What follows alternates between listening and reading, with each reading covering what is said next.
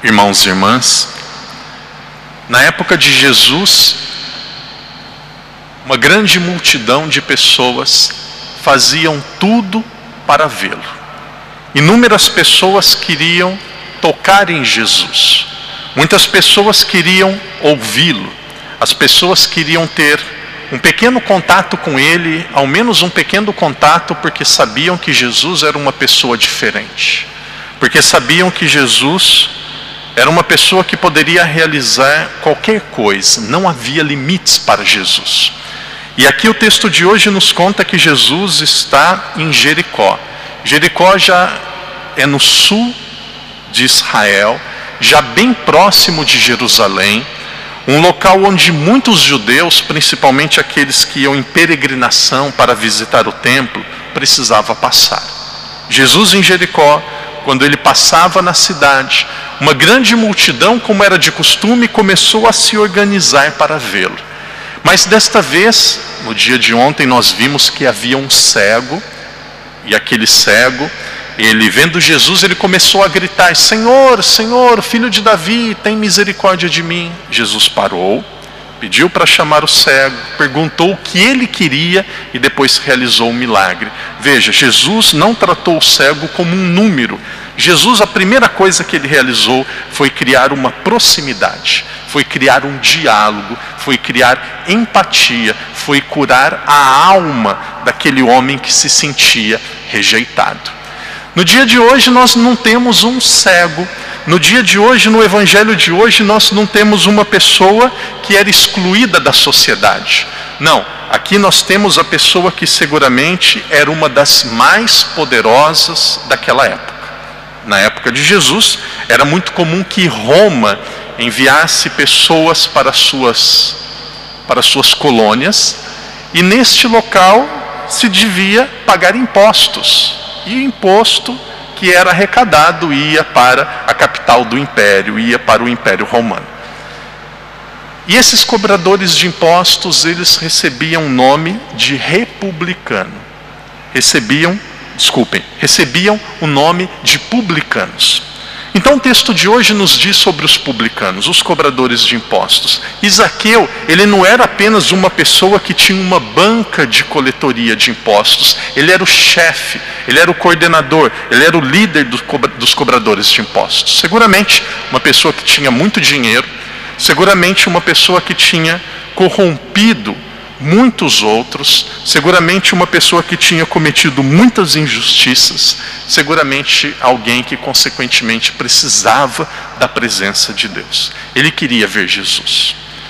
Nós não sabemos se ele queria ver Jesus porque ele estava curioso, nós não sabemos se ele queria ver Jesus porque de fato ele queria mudar de vida, nós não sabemos qual era o motivo, mas ele queria ver Jesus, e Jesus estava passando. Conta a história que Zaqueu era de baixa estatura. Então rapidamente ele pensou: se eu estiver no meio da multidão, não consigo vê-lo. Se eu for pedir espaço para as pessoas não darão. O que ele fez? Subiu em cima de um sicômoro, subiu em cima de uma árvore que é parecida com a figueira.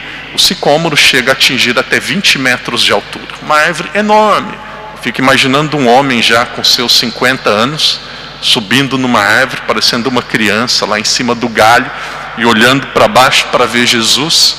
De repente Jesus passa, olha para ele, e quando Jesus olhou para ele, possivelmente ele deve ter pensado: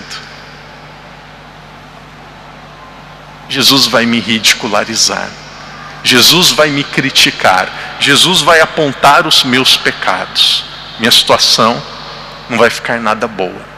Jesus olhou para ele e olhou no fundo dos olhos e disse: Zaqueu, desce, hoje eu estarei na sua casa. Pensem assim, o Papa vem para Macau. E aí, muitos católicos aqui na igreja, nós temos o bispo, nós temos os padres, leigos que estão sempre na missa, e de repente o Papa escolhe uma pessoa, um dos homens de pior reputação na cidade, uma pessoa que tem uma péssima reputação, Ou de uma mulher que é da vida, de uma mulher que é uma prostituta, e o Papa fala assim: hoje eu vou passar a minha noite, eu vou passar o dia todo na casa dessa pessoa.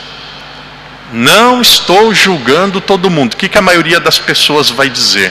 O Papa está maluco, podia ficar na casa de alguém mais santo. Por que não ficou na casa do bispo?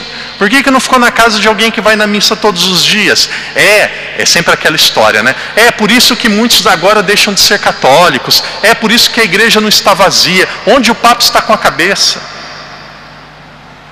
Só Deus conhece o mais profundo do coração humano. Nós não sabemos o que está dentro do coração de cada uma das pessoas. O próprio Jesus, ele disse: o Filho do Homem, eu vim procurar e salvar quem?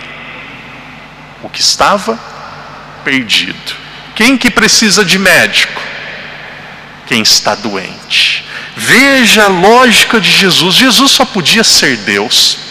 Jesus só podia ser Deus. Veja a capacidade de Jesus, não de ficar apenas agradando e elogiando aqueles que já fazem parte do grupo, aqueles que já estão convertidos, mas o desejo como de um bom pai, de querer acolher, de querer ajudar, de querer proteger aquele que mais precisava. Jesus foi na casa de Zaqueu. Deixa o padre abrir um parêntese. Sabe por que Jesus foi crucificado? Jesus foi crucificado para pagar os nossos pecados também. Mas Jesus foi crucificado por atitudes como esta. Isso era um escândalo para a sociedade. As pessoas não admitiam. Como que ele que diz ser santo, como que ele que diz ser a pessoa poderosa, como que ele que diz ser o próprio Deus vai para a casa de um cobrador de impostos? Inadmissível. E aí sabe o que começa? Eu acho que aqui não existe, mas naquela época existia. Aí começa a fofoca. Você viu? Não gosto de falar mal da vida dos outros não, mas você viu o que Jesus fez? Você viu na casa de quem ele foi? Talvez vai pegar um pouco de dinheiro. Eu acho que ele não é tão santo assim. Se ele fosse Deus, ele perceberia as coisas. Veja a misericórdia e a compaixão de Jesus. As pessoas que estão afastadas, as pessoas que estão em pecado, elas precisam ser ajudadas, e se elas querem mudar de vida, elas precisam ser integradas na comunidade, e sem julgamento nenhum, devem fazer parte do nosso meio. Algumas pessoas vão dizer assim, já ouvi muitas vezes: viu, a igreja ainda continua condenando pessoas que têm atitudes que são erradas, a igreja ainda continua excluindo algumas pessoas. Por que a igreja é assim, se Jesus acolheu os pecadores? Jesus acolheu os pecadores e elogiou os pecadores que queriam mudar de vida. Uma pessoa que é corrupta e diz: eu quero mudar de vida, eu quero ser diferente, seja muito bem-vindo. Uma pessoa que diz: eu estou no adultério, eu quero mudar de vida, seja muito bem-vindo.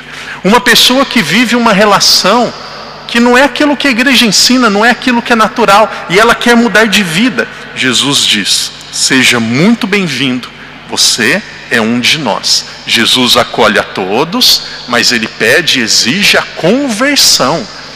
Maria Madalena era uma prostituta, por que a igreja agora não aceita os pecadores? Maria Madalena, ela mudou de vida, ela se converteu.